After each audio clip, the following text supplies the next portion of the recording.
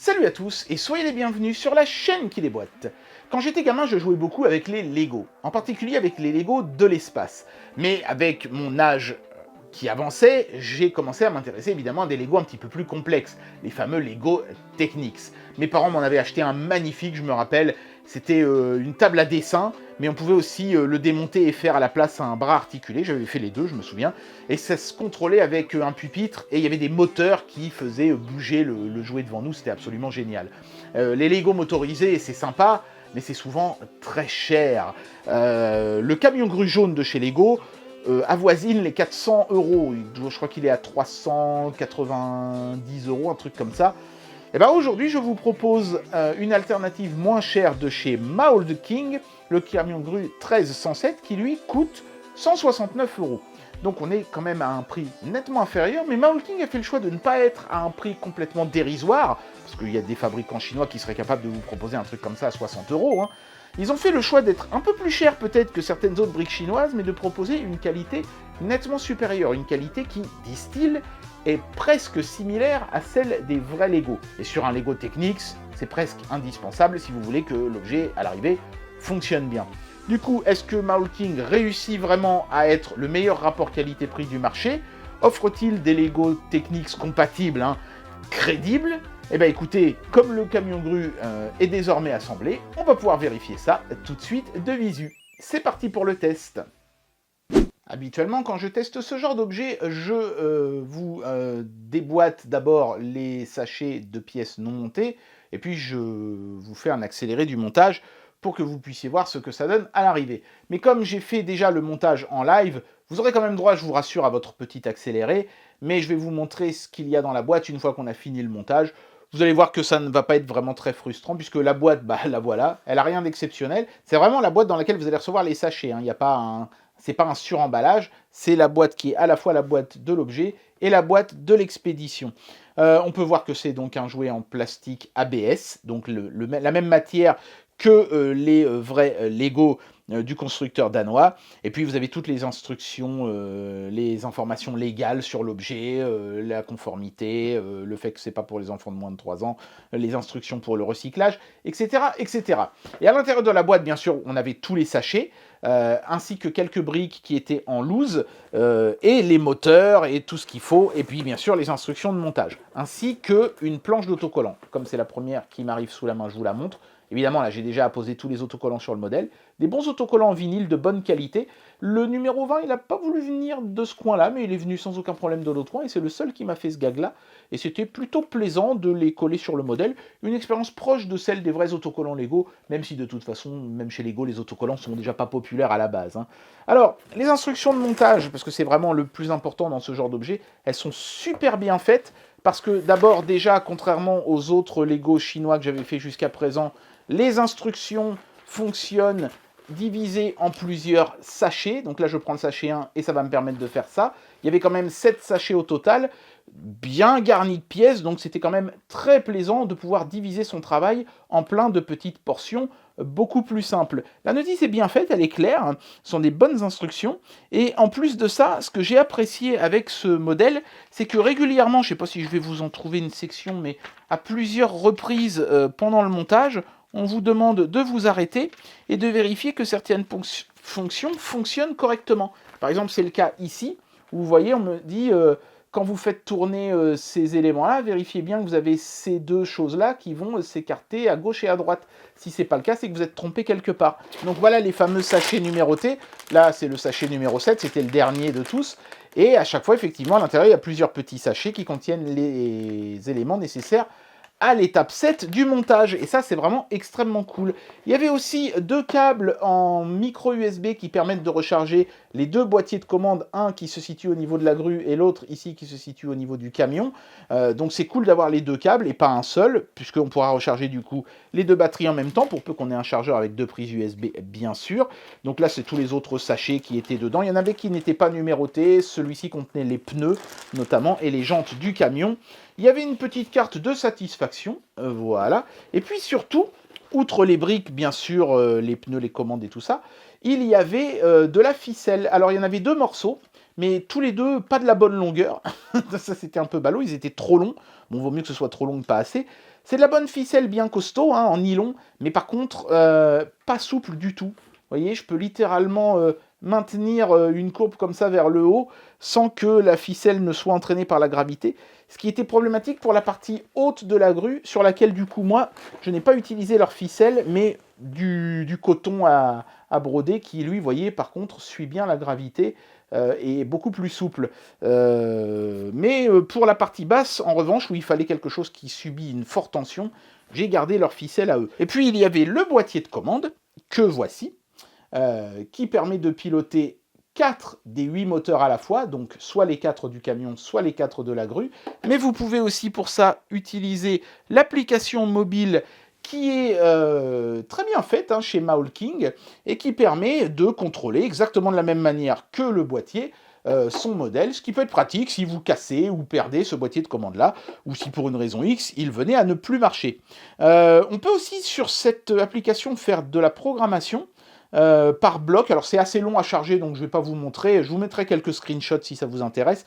Mais c'est pas vraiment très utile à vrai dire, parce que sur ce modèle, on ne peut pas contrôler la partie camion et la partie grue en même temps. C'est soit l'un, soit l'autre. Un peu comme sur un vrai camion grue d'ailleurs. Résultat des courses, programmer des commandes, bah, ce sera soit celle du camion, soit celle de la grue. Vous ne pourrez pas programmer les deux à la fois. Je pense que la fonction programmation est plus intéressante sur des modèles plus simples qui n'ont qu'un seul boîtier de commande. Là, dans la mesure où il n'y en a que deux et qu'on peut en contrôler qu'un à la fois, il vaut mieux, je pense, directement s'amuser avec la commande fournie ou celle de l'application mobile. Sur un tel jeu de construction, il y a 3 choses qui sont essentielles. La qualité des instructions de montage, on l'a vu, elles sont très bonnes, je n'ai rencontré aucun problème. Les seuls problèmes que j'ai eus, c'était des inattentions de ma part que j'avais commises. Et en plus, comme je vous dis, régulièrement ils nous demandent de tester, je vais plus rapidement m'en rendre compte et corriger les problèmes, donc ça c'était très bien. Après, il reste 2 choses, c'est la qualité des briques individuellement, et puis la qualité de l'ensemble une fois qu'on le fait fonctionner. Donc, je vais vous faire fonctionner bien sûr ce modèle dans un instant pour que vous puissiez voir un petit peu ce que ça donne.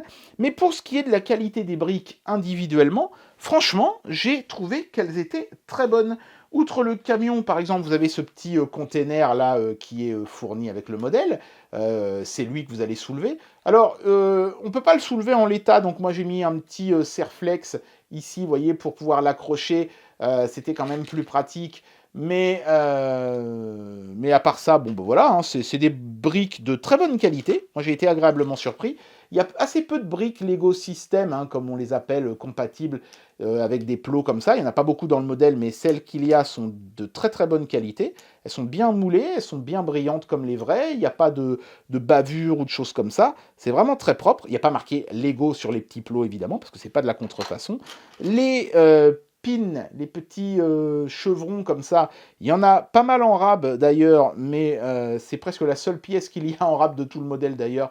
Ils sont de bonne qualité aussi, même s'ils sont peut-être un peu trop raides, c'est-à-dire que les mettre, ça tient bien, ça clipse fort, mais les défaire, ce sera un peu plus dur que sur un vrai Lego, je pense. Et puis, on avait aussi quelques petites briques comme ça,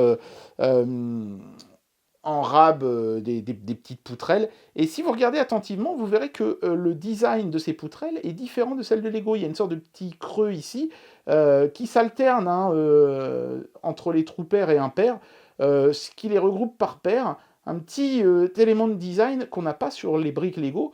Donc Maulking a fait l'effort d'avoir sa propre identité visuelle sur certaines briques, pas toutes, hein, mais sur certaines, qui est fort plaisant. Donc en termes de qualité des briques, pas de problème. Je dirais que si Lego est à aller 10 sur 10, allez, on va être généreux, on va dire que Lego c'est parfait à 10 sur 10, Maulking serait à 9, là où les autres mocks que j'avais fait oscilleraient entre 6 et 7 en termes de qualité. Donc Maulking n'est vraiment pas loin derrière. Maintenant, quid du modèle fini? Eh bien écoutez, c'est parti pour la démonstration.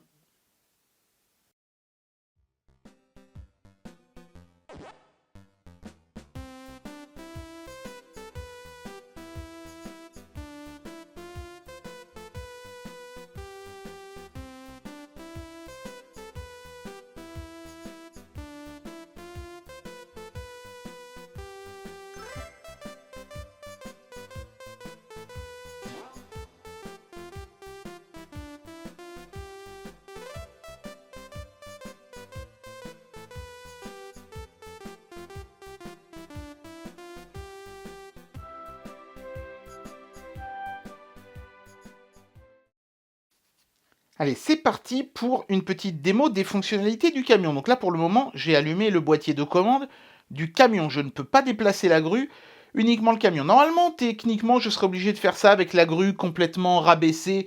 Voilà, sur un vrai camion grue, c'est ce qu'on ferait, mais là, évidemment, c'est un jouet, donc je ne vais pas trop me prendre la tête non plus. Donc voilà comment on fait avancer ou reculer le camion. Là, je recule, là, j'avance. On contrôle les roues avec, bien sûr, les commandes de l'autre côté. Donc là, je tourne. Je recule. Je vais tourner dans l'autre sens.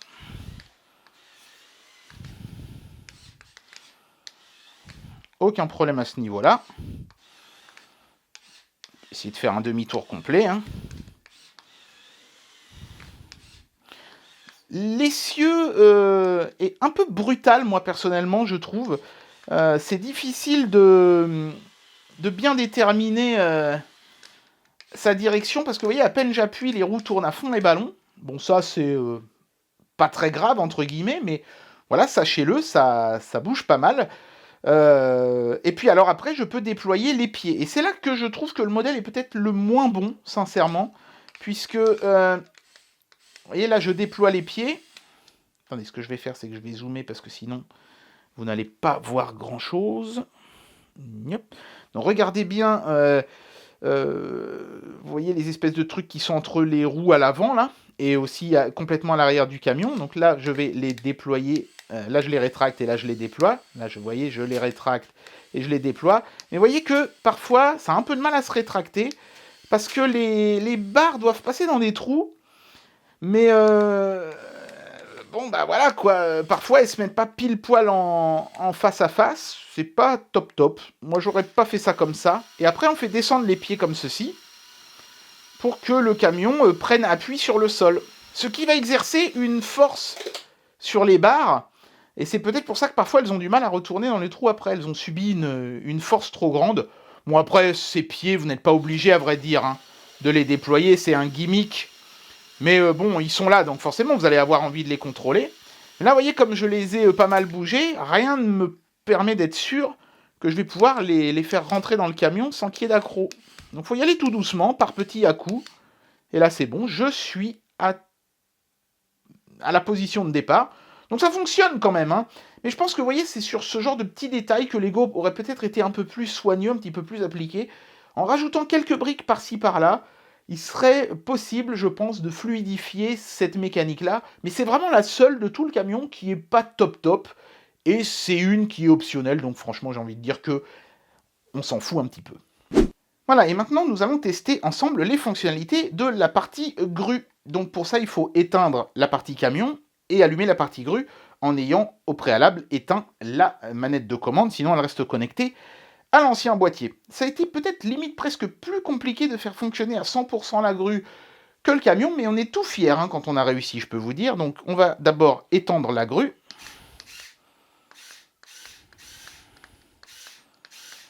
Pour ça, il faut penser à donner du mou dans le câble à l'avant, vous voyez, pour le crochet, parce que sinon, quand forcément on étend la grue, ça soulève le crochet en même temps. Vous voyez que là, avoir mis un câble plus souple me permet vraiment considérablement d'améliorer la fonctionnalité du crochet. Donc là, on voit bien que tout l'ensemble s'allonge. C'est quand même assez impressionnant, d'ailleurs. Maintenant, on va le faire pivoter. Voilà, on va le faire pivoter comme ça, vers le container. Alors forcément, le crochet balance pas mal. Maintenant, on va le faire descendre.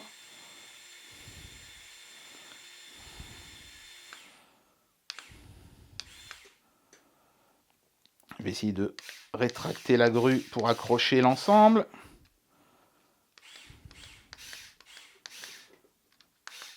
Là, évidemment, il faut être un bon grutier, ce qui n'est pas mon cas. C'est pas facile du tout. Je fais de mon mieux, d'accord? Il balance beaucoup le crochet, c'est pas de ma faute.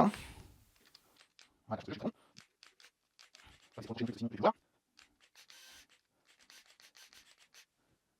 Ah, encore c'est ça va spécialité. Et voilà, je suis pas bon du tout dans le truc. Excusez-moi, je fais mon mieux, mais c'est pas facile. Et là, la grue est grand, et c'est un petit peu le projet. Allez, allez.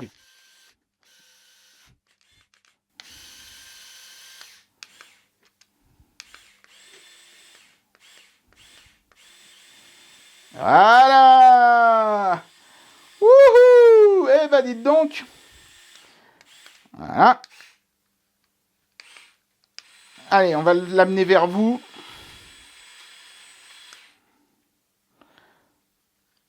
On va rembobiner un petit peu la grue, parce que sinon on va être hors caméra. Alors quand on rembobine la grue, bah, ça remet du mou dans le câble. Donc régulièrement, il faut penser à rembobiner un peu le câble. Voilà, bon, puis là je pense qu'on est bon, on va le déposer ici.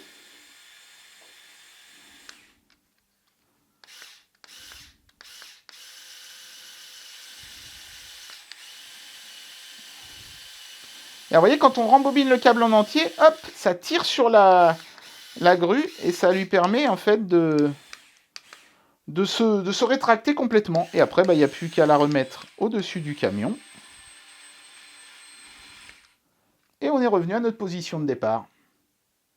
Eh bien voilà, j'en arrive à la conclusion de cette vidéo et je vais vous donner mon avis sur ce produit de chez AliExpress, le Maolking 1307. Et évidemment, je commence cette conclusion en m'adressant à tous les fans du vrai constructeur danois Lego. Je suis parfaitement conscient que nous n'avons pas là un vrai Lego. D'abord, je viens de parler de ces pieds-là qui grincent un peu quand on les rentre et qu'on les sort, et qui peuvent même coincer si on les a pas tournés comme il fallait avant de les rétracter. C'est clairement ce genre de petites frustrations, on ne les verrait pas sur un vrai modèle Lego. Il faut comprendre que voilà, le constructeur chinois, sur certains trucs, c'est sûr qu'il a été un petit peu en mode David Goodenough. Allez, c'est pas si mal, ça marche suffisamment bien comme ça, on peut le vendre comme ça. Lego aurait certainement fait plus d'efforts à ce niveau-là. C'est aussi pour ça que ce modèle coûte quand même la bagatelle de 220 € de moins que celui de chez Lego.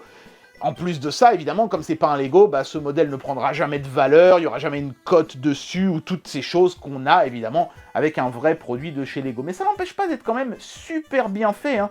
Vous avez un petit moteur ici, un bloc moteur qui est visible, avec des pistons qui montent et qui descendent, hein, quand on fait avancer ou reculer le camion. Des petits détails visuels comme ça qui sont super soignés. L'ensemble est de très très bonne qualité, et pour le prix qu'on le paye, franchement, c'est très très très bien, hein. C'est vraiment un super bon produit. Il y a quelques petites choses qui auraient peut-être pu être améliorées, qui seront peut-être améliorées dans des prochaines versions, puisque clairement ce modèle a déjà subi plusieurs révisions chez Maolking. Mais moi je retiendrai qu'on a une chouette télécommande, que tous les moteurs fonctionnent bien et font bien leur travail, et que on a même une application mobile qui est vraiment très bien faite. Les instructions sont de qualité, les briques sont de qualité, et franchement on prend un plaisir immense à la fois à construire ce truc-là, et à jouer avec après. Donc je ne peux pas faire autrement, moi j'ai vraiment envie, c'est un objet coup de cœur, je me suis éclaté à l'assembler, je me suis éclaté à jouer avec, c'est un objet coup de cœur, moi je vais lui donner le seal of approval de ma chaîne, voilà. À 170 €, vous aurez du mal à trouver un truc aussi technique que ça, avec une aussi bonne qualité que ça, et qui vous procurera un tel plaisir pour jouer avec. C'est tout ce que je retiendrai, moi, de ce truc-là. Oui, c'est pas un vrai Lego, c'est sûr que si vous avez les moyens de vous payer le vrai Lego, et je pense qu'il vaut mieux vous payer le vrai Lego, mais si pour vous, le plus important, c'est le résultat, et que vous avez envie surtout de vous amuser à le construire et à jouer avec après, vous pouvez acheter ce modèle-ci, les yeux fermés. Et bien voilà, c'était le test du camion grue 1307 de chez Maolking. Si clairement, en termes de conception, il y a 2-3 petites choses qui, je pense, ne sont pas à la hauteur de ce qu'on aurait obtenu sur un vrai Lego, ce modèle reste quand même d'une qualité remarquable pour un prix nettement inférieur au modèle dont il s'inspire.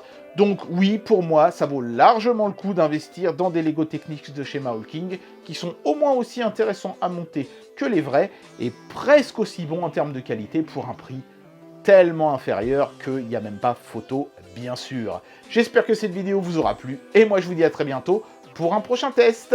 Allez, tchuss!